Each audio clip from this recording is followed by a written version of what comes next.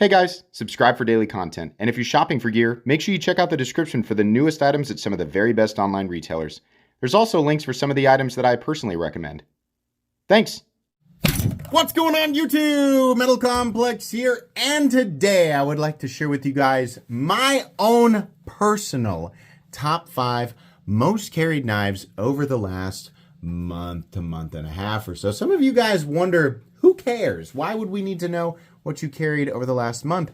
And the reason that these videos end up getting a good amount of views is because everybody knows that I carry a crap load of different knives. I own over 400 knives. I'm constantly, as a reviewer, getting tons of new knives. And so sometimes my own personal rotation changes a little bit. Sometimes it doesn't. Sometimes new knives come in that absolutely kick other knives completely out of my pockets for different reasons. Sometimes I go back and carry older stuff that I just never carried as much, and I wanted to experience it again. So my reasoning is very different, very odd, sometimes the same as a lot of other people, and sometimes completely different. But I really enjoy making these videos, and I'm glad that you guys enjoy them too. So I'm going to share with you guys what I've been carrying. Not everything that I'm carrying is available. Some of it is. I'll link what I can down in the description. The goal of these videos is to share with you guys what I'm carrying and not what I'm just trying to make you go buy, right? I hope that makes sense, right? I want people to know that. Thanks to my patrons for supporting me, and make sure that your notifications are turned on for the Metal Complex YouTube channel. Starting off with one that you actually can buy, and I think it's probably one of the best premium folding knives of all time, dollar for dollar. And that's the Miguron Vacore Titanium. This is the 5th most carried knife, and it's mostly a knife that I will reach for down here. And the reason is because it has everything that I love about the bug out. It's just better in every way, and it's crystal titanium, or as you guys like to say, it looks like galvanized titanium. We have a super thin M390 blade. By the way, according to Taylor, Miguron is overhauling all of their HRC hardness stuff. So while they did bump the HRC on this guy, so on the new Vacores that are, especially the crystal tie ones, those guys are actually bumped up. I think now on their website it says a minimum of 60. Nice job there, Miguron. They're doing this across the board for their other steels, like their D2 in their ultra budget category, which is huge. This is legendary. It might not be a big deal to some people, but this is like the biggest deal as far as value and proper HRC, because Miguron makes an incredible product. The only thing holding them back was their slightly subpar HRC. So bringing that up without bringing the prices up dramatically with it is a huge deal. W Miguron. The Vacore, especially the crystal tie version, is awesome, and I legitimately will reach for it because it feels premium. It gives me that premium knife feel without adding a bunch of a crazy additional weight. It's still nice and thin and compact like the bug out, but it's super lightweight. I think this titanium one, this is the heaviest one that they make, and I don't think it's too far above 3 ounces.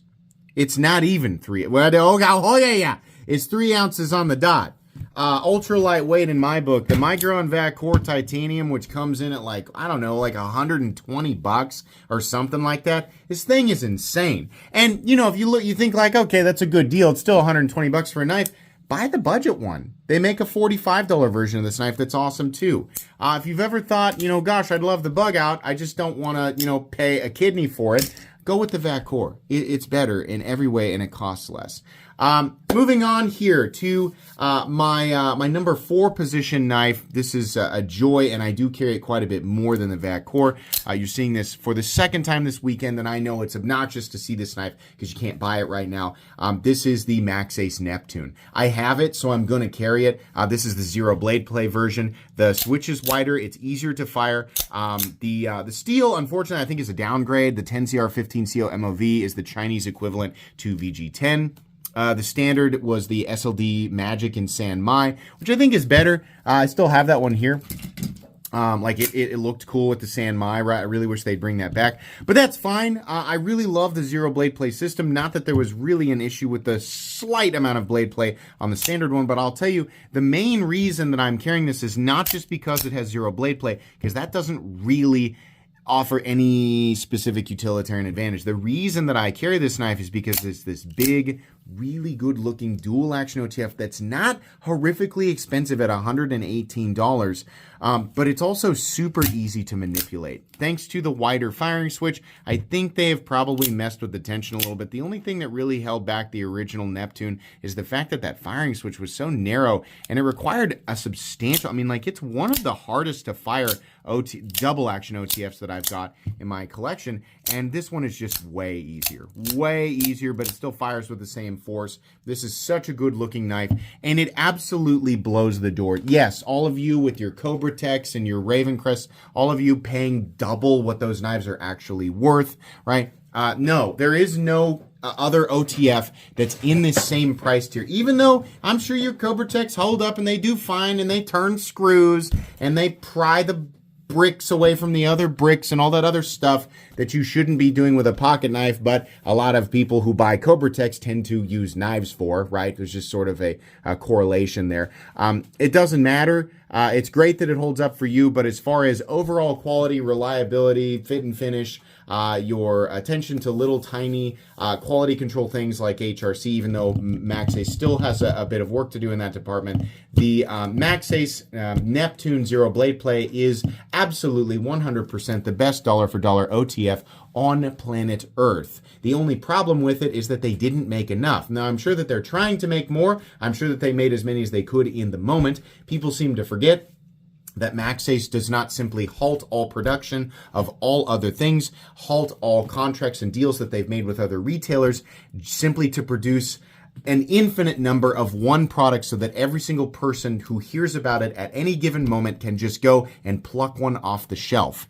In reality, they probably made as many as they possibly could and they sold out. So the only thing that they can do at this point is make more in the near future. But again, they make lots and lots and lots of products and probably are limited to total capacity. But if it's easier for you to just say artificial scarcity and then pat yourself on the back, go ahead and do that, right? Go ahead and do that. But the reality of it is that they're probably just in high demand and they're trying to keep up with it. This is a really good knife. It absolutely is worth picking this knife up when you finally get the chance. If you go to their website right now and you don't see a listing, it's because for some reason Maxace just removes their past listings once they sell. I don't know why they do that. They shouldn't. Maxace, you should leave past listings up so that people can see what they cost, or just that they're sold out and not deleted from existence. I think that would be a good idea. If you plan to use the Maxace website, I do have a discount code down in the description. It'll be right beside the link. It'll save you $15 off your purchase.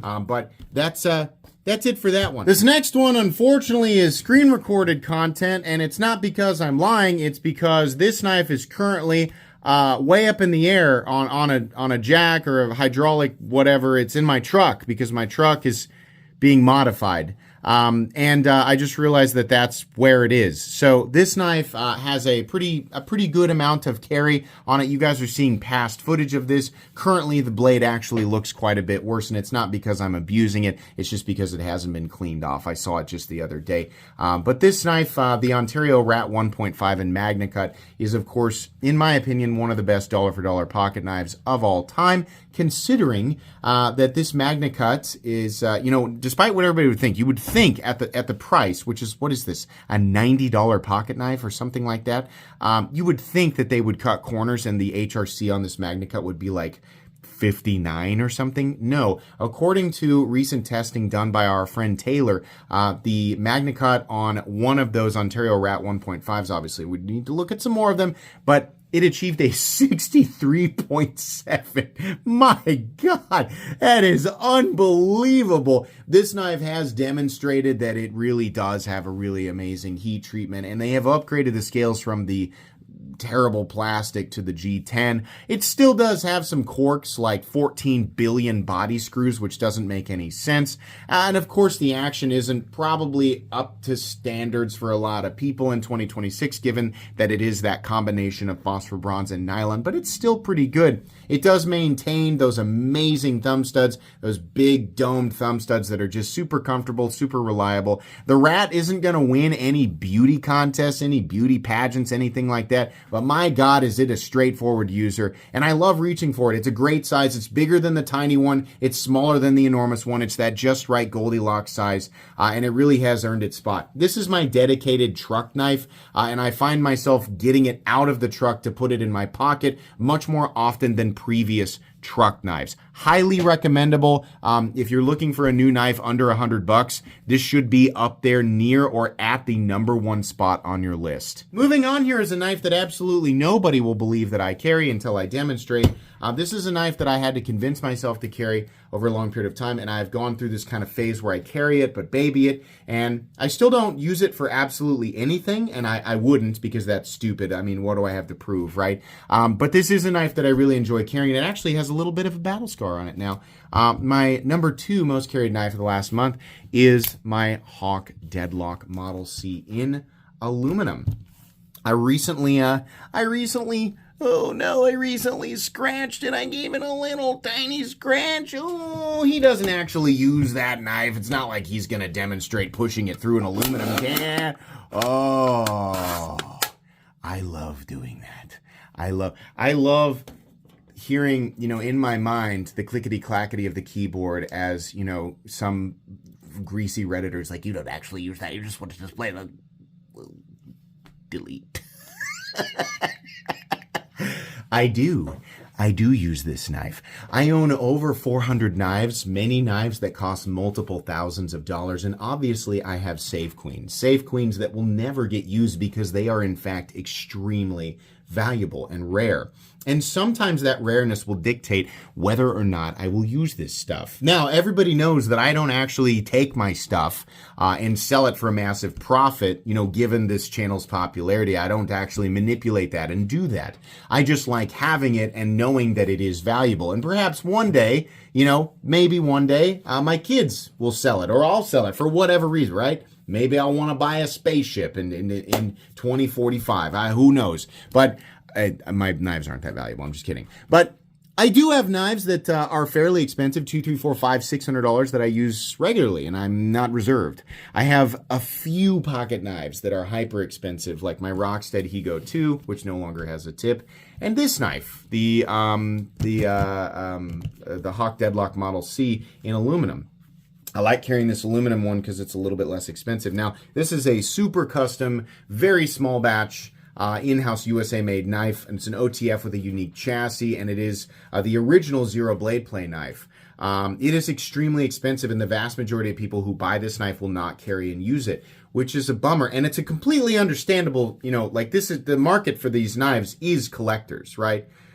You have, the people on the internet who lust over it, you have the complainers who are like, why, nobody's ever gonna use it, blah. Right, okay, well, you're not buying it, so you don't have to concern yourself with that. But there are people out there like me, there is a small percentage of people who do buy these knives with the intention of using them. Now, I'm obviously not going to turn a screw with this knife or pry with it. I wouldn't do that with any knife because that's stupid and that's Uncle Jerry behavior, and I would never do that because there are tools that exist for that.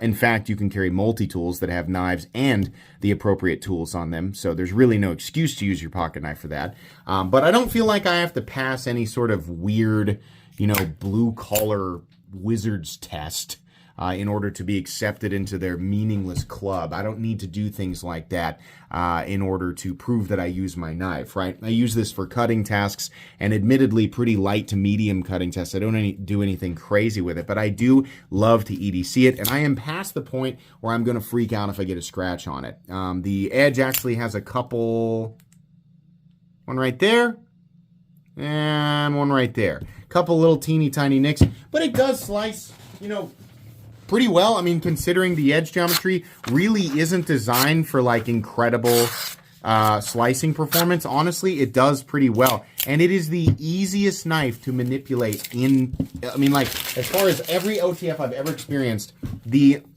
amount of force required to deploy and retract this blade is so unbelievably easy. I also love the pocket clip. This is phenomenal. Amazing grip, awesome blade for puncturing, piercing, or whatever. Oh, did that aluminum leave a little drag mark on the blade? Oh no! no, oh no.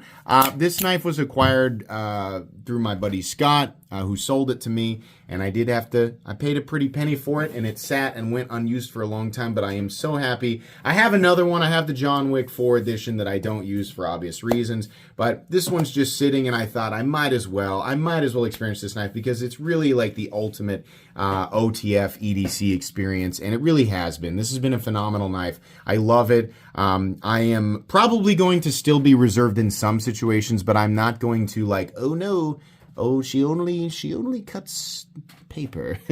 No box opening today. Only paper, boys. Sorry, you'll have to ask Johnson with his Swiss Army knife.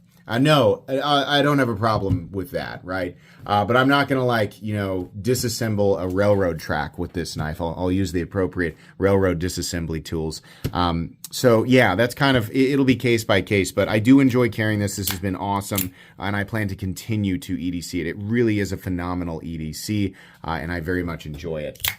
Moving on here to far and away the most carried knife over the last month or so, and this is probably an obvious one because it was in the last video as well, and that is the Blade HQ exclusive Spyderco Para 3 in the Diamond G10, the Diamond J G10, and Magna Cut. This is a knife that has brought me back to my love of the Para 3. I'm actually not sure what it is that I cut that left this all over it, but these are not scratches. This is just crap that's been ground into the surface of the DLC. This is a common mistake that people make. They say, oh, DLC's not that tough. Mine's all scratched up. Usually, no. Usually what it requires, what's required to scratch DLC is like dragging it across concrete really hard in order to actually scratch the DLC. You need something that is harder or through pressure creates hardness that overcomes the hardness of DLC, which approaches 80 or right at 80 Rockwell. That's not easy to do.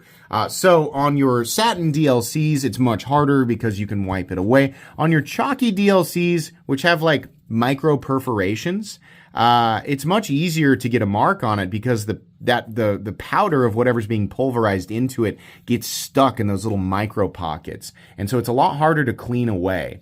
It can be cleaned away, but it's a lot harder. So you just kind of have to get used to the fact that your DLC Spyderco blades, which are always chalky, are just going to have that on it. But obviously, this is not a knife that gets babied. I love the combination here. I did have to switch out the pocket clip for the Lynch clip, which is in black. I'm sure that'll get marked up over time, but I have very much enjoyed carrying this. As you guys know, one of my favorite EDC knives of all time was the Para 3 that my wife got me. These are in the RGT skinny scales with the Maxace blade.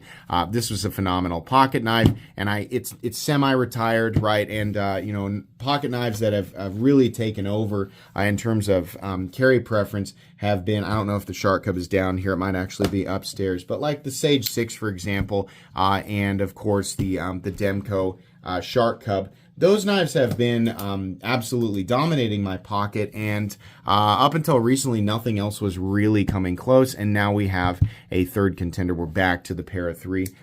Well-deserved. This has been an awesome knife. The Para 3 is an amazing knife, and I always, tell people I recommend that pretty much anybody find a version of the Para 3 that speaks to you. You're probably going to have to overpay for it, but it really is amazing. Unfortunately, I will recommend that you replace the pocket clip with either the MXG Deep Carry clip or the Lynch clip, because they both bypass this one somewhat, this one completely. They both bypass perhaps the worst place lanyard hole in knife world history. It is an abomination. I heard that Jesus is upset about it.